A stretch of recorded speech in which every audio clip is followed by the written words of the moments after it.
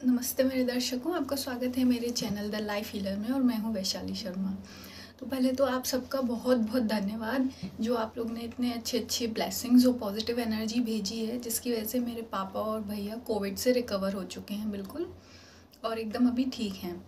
तो उसके लिए बहुत बहुत थैंक यू। तो इसी वजह से मैं अभी कुछ दिनों से वीडियोस पोस्ट नहीं कर पा रही थी, क्योंकि हम लोग के घर में थोड़ा सा कोविड फैल चुका था। पापा और भैया को हो गया था, तो थोड़ा हम लोग उसी में लगे हुए थे। तो आज के जो वीडियो बनाया है ये रिक्वेस्टेड वीडियो है। तो ये बनाया गया है इनर वर्क के ऊपर कि इनर वर्क कैसे किया जाए। अब लोगों को पता तो है कि इनर वर्क बहुत इंपॉर्टेंट है इस जर्नी में, ट्विन फ्लेम जर्नी में, और इनर वर्क क्या होता है ये भी पता है, पर ये समझ नहीं आ रहा है लोगों को कि इनर वर्क किया कैसे जाए, है ना, प्रोसेस क्या है इसका। मैंने पहले भी 2 वीडियो बना चुकी हूँ मैं इनर वर्क पर फिर भी बहुत सारे कन्फ्यूजन है लोगों को। तो वही, तो पहली बात तो ये देखिए कि इनर वर्क का मतलब क्या है। इनर वर्क का मतलब ये है अपने आप को हायर वाइब्रेशन पे ले जाना, नेक्स्ट लेवल पर ले जाना, ठीक है। मतलब जैसे कि हम पढ़कर मेहनत करके नेक्स्ट क्लास में जाते हैं, फिर पास होके नेक्स्ट क्लास में जाते हैं, तो वही हमको करना है। पढ़ लिख कर मतलब अपने आप को इम्प्रूव कर कर नई अपने आप को बेहतर बनाकर नेक्स्ट क्लास में जाना है, नेक्स्ट स्टेज में पहुंचना है, ठीक है।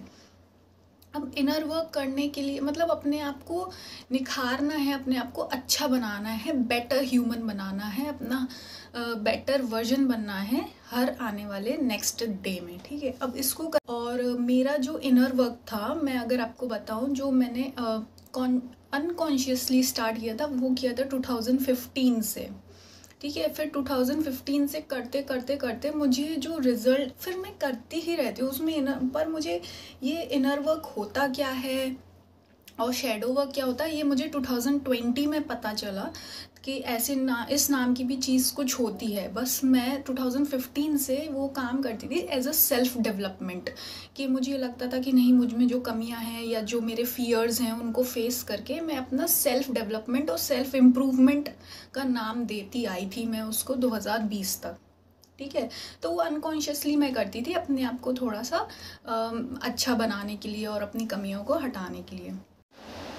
तो जो इनर वर्क है उसको करने के मैंने 2 मेथड से मैंने किया था। जो मैंने किया था वो मैं पर्सनल वो बता रही हूँ आपको। मैंने 2 मेथड से किया था, ठीक है।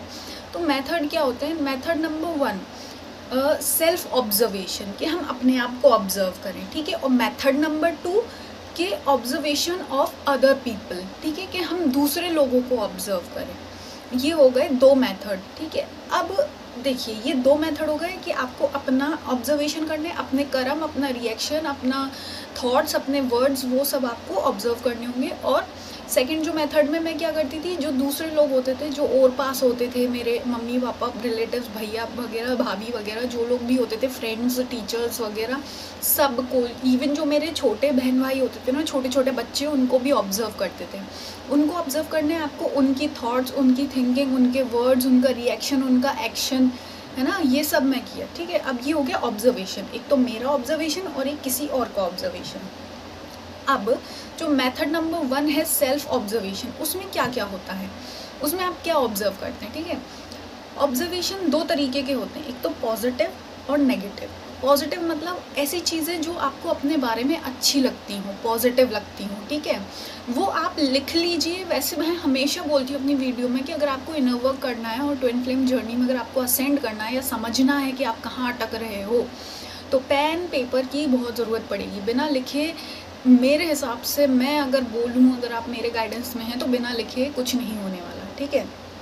तो जो फर्स्ट मेथड है उसमें आप क्या करिए, जो आपकी पॉजिटिव ऑब्जर्वेशन है, मतलब जो जो आपको अपने बारे में अच्छा लगता है वो अलग लिख लीजिए, लिस्ट लिख लीजिए, ठीक है। फॉर एग्जांपल मेरी जो खासियत है, मैं कुकिंग बहुत अच्छी करती हूँ, तो ये मेरा पॉजिटिव हो गया कि मैं कुकिंग बहुत अच्छी करती हूँ, है ना। कि मेरी हैंड राइटिंग बहुत अच्छी है, तो ये मेरी हैंड राइटिंग अच्छी है।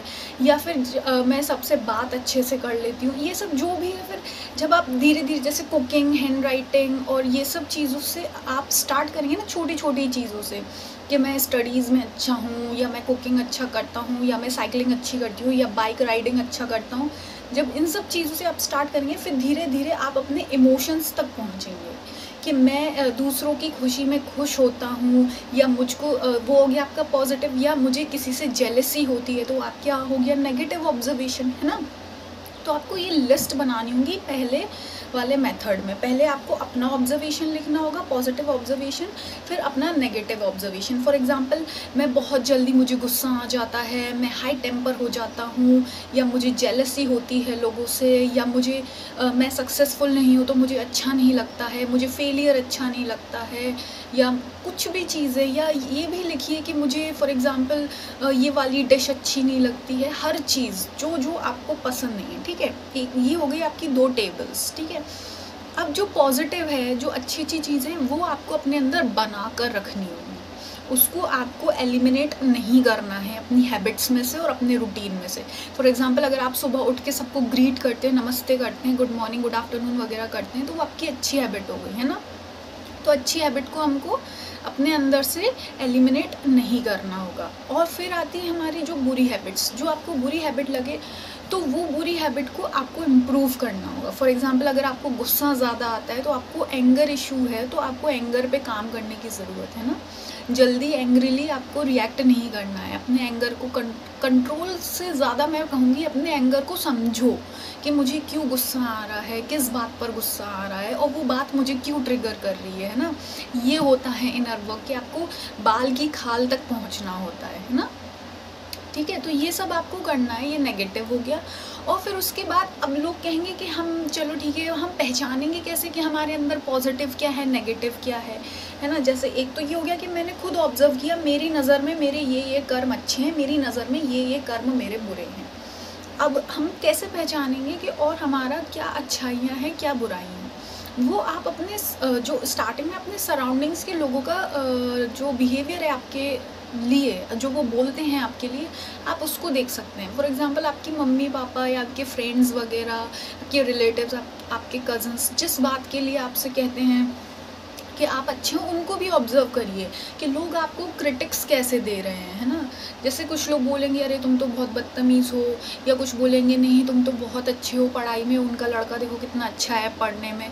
तो ये क्रिटिक्स को भी ऑब्जर्व करो, उन पर इतना ध्यान मत दो। देखो लोग क्या कहते हैं वो फ़र्क नहीं पड़ता, पर लोगों की बातों से आप आगे बढ़ सकते हो, है ना।